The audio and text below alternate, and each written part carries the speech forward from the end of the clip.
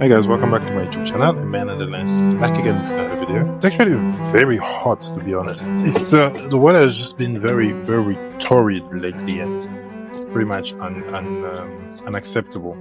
So I finally have a good companion and my favorite focal length for any camera that I use.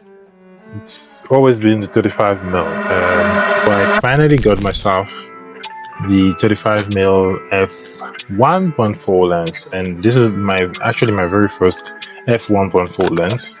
I have it on my Fuji X-T2 right now. It came with the Fuji X-T1, which by the way I'll also talk about in a little bit.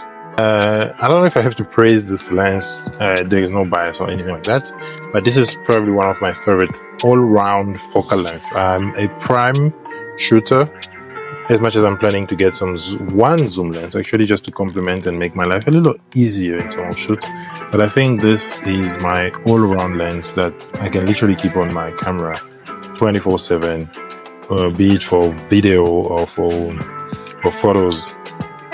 It's a really good focal length, and I always loved the result that I used to get. I used to have a Yongnuo f2 35 f2 lens. I still have this Yongnuo lens. It's just completely damaged, so need another body. So, and I love it's the Canon version of this lens. Just that it needs a new body. It needs a new. Something is broken here, as you can hear. But I got the Fuji all metal lens. I think so. Metal plates. I like the filter thread because with this I don't have to buy a new ND filter. I have an ND filter that is this filter thread 52 diameter, and it just fits so well on the Fuji X-T2. It's very compact, it's not too bulky, and it's just really good to use, to be honest. And super impressed by the sharpness actually of this So I'm actually super impressed by the sharpness of this lens. For the age, it's really is good. I don't even know when it came out, but it's a pretty old lens. Just gonna find out when it was released. This is a pretty old lens. I'm not doing a review per se, but obviously I did test the lens. So it was released in 2011, which is a very old lens, per se, but the sharpness that I'm getting on this lens is just amazing. And at f1.4, definitely you're getting a huge amount of light coming in, which is really good. And the background separation is just awesome, especially when you get super close to your subject. So I did a test at different aperture from f1.4 all the way to f6.4. I don't know if I'll ever shoot above f6.4 or below f6.4 because so it's really amazing as a lens because I've never had a f1.4 lens, but the quality of this one is really astonishing. So one thing I also wanted to talk about is the color rendition of the lens looks really good. I've compared it to some of the lenses that I have and that I've adapted to my Fuji. For example, the EFS 24, which is one of the worst lenses, to be honest, that Canon has ever made, or just a copy that I have that is very soft. I can never shoot this lens at f2.8. It will just be like a blur. So I never shoot it at f2.8. I'm literally thinking about getting rid of it so that I can just replace it with like a zoom. Either I'm gonna replace it with a Canon zoom lens, or just get a Fuji one and use the Fuji for all the wide shot that I need or anything like that. The only reason why I have this is because this is my widest lens, and I can't really get rid of it because, especially when it comes to shooting inside places that are a little bit cramped or anything, this is the widest I can go, and it helps a lot. But it's a very bad lens. So compared to the Fuji, this lens is amazing. So I also wanted to talk about how I adapt some of my Fuji lens, some of my EF lens to shoot on Fuji. I have, for example, this Helios M44 M4 that I've adapted to EF. Actually, I have an EF adapter here, and from this EF adapter, I have an EF FX adapter, for example, like this. It was a very cheap adapter, but the autofocus works pretty well, and this is what I use generally when I am shooting Canon glass into Fuji glasses, and a lot of the stuff that you've seen on this page so far has been shot like this until recently, until when I got my Fuji 35mm lens. So that's how I used to shoot all of the EF glasses that I have. To be honest, EF glasses are very readily available here in South Africa, and that's probably the only reason why I'm still shooting all of those. But slowly and surely I'm getting myself FX glasses. I ordered a 25mm f1.8 manual glass from Berry, something like that. It's actually a very cheap lens, to be honest, around $18 or $20, which is not bad for a glass, manual glass. I hope it's any good. So I'm probably gonna get it in the next month or so, and I'm not even in a hurry because I'm just getting those lenses to start building my connection as I am moving to Fuji. And definitely my next purchase in terms of Fuji is going to be the Fuji XS20. I just feel like that's really good. Also making me move. I think it's just the perfect time to move to Fuji because the technology is getting better. They listen to the customer, and the variety of lenses is also right there, because that was one of the issues why I haven't moved to Fuji earlier, because getting anything Fuji was very difficult. First of all, it is still very difficult in South Africa, but it was a little bit more complicated even now. So I just want to go through quickly the photos and the range of that lens, and just to show you how the bokeh and the character of the lens is really very inspiring, because this is something that I haven't seen in a lot of lenses. I've shot a lot of lenses, to be honest. I've shot quite a lot of lenses. I can't remember all of them, but I've shot a lot of lenses, and this is something that I've enjoyed a lot. Shooting at f1.4 is just amazing. This flower just looked like it's gone, for example.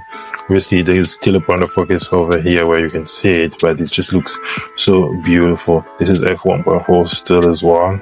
So at f1.6,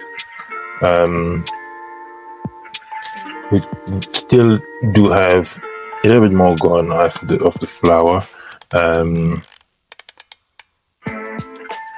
That's f1.6. At f1.8, which is kind of a very usual aperture for a lot of lenses. The background is still very gone. This was like the very closest minimum focus for this lens. It's f2.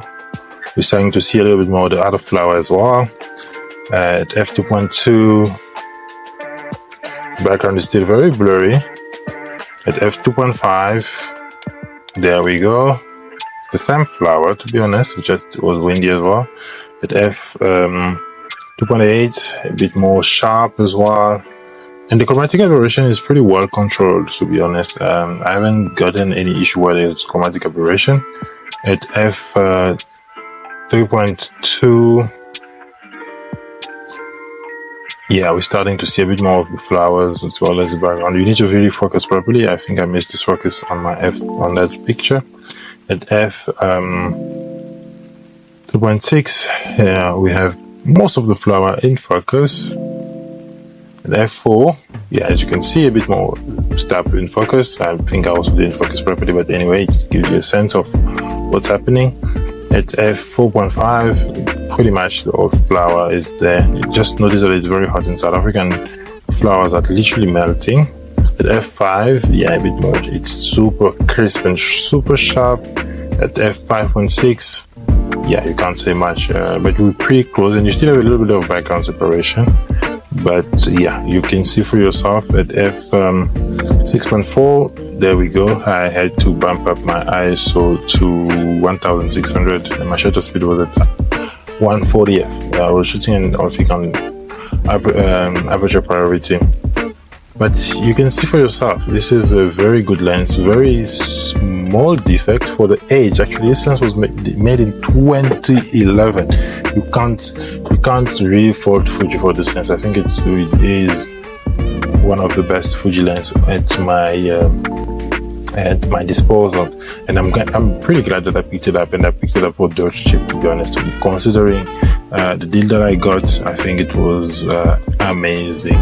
I did a little bit of some work with it. It's a very nice walkabout lens, so really makes life it makes creating stuff very easy because it's very small and very portable, and that is one thing that I really am a big advocate for. So unfortunately I use it with a Canon lens hood, but yeah, no issue there. I'll put a Yangyo one.